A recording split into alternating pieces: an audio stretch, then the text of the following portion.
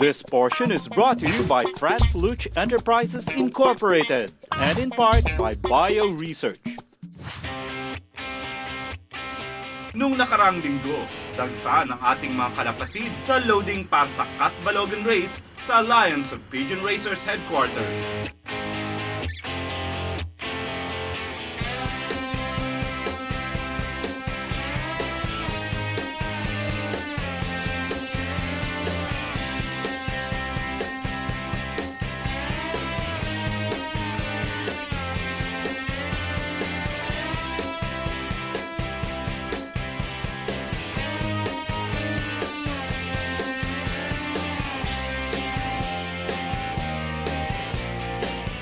At matapos na ma-release, eto aming ibibigay ang ating kalapatid na champion sa Old Bird category.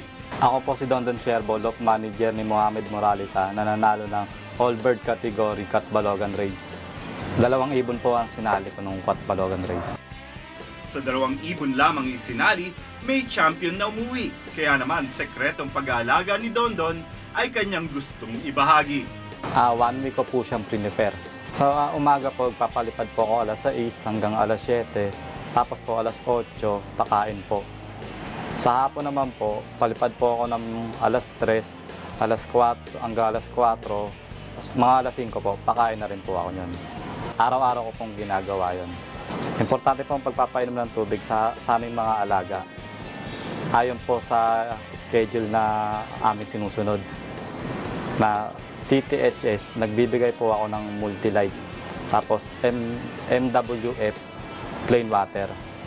After po nyon, tuwing alas 2 ng hapon, nagsusubo na po ako ng gamot. Pagdating naman sa conditioning at pagpapalakas sa ating champion bird, eto ang tips ni Dondon.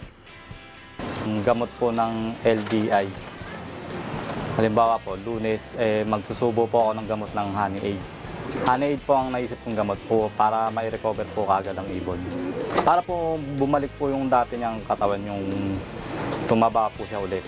Multilite, Breed Tonic, Iron Beat, tsaka Super B12 po. Para po enhancer po siya ng ibon, para anti-stress po siya.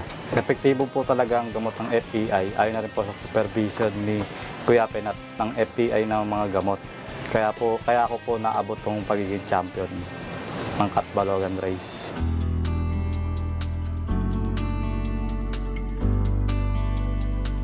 Hindi ko rin po in-expect na magcha-champion ako ng Catbalogan ngayon. Tips ko po para sa inyo, ibigay niyo po ang nararapat para sa mga ibon. Para makuha niyo rin po ang championship na nakamit ko.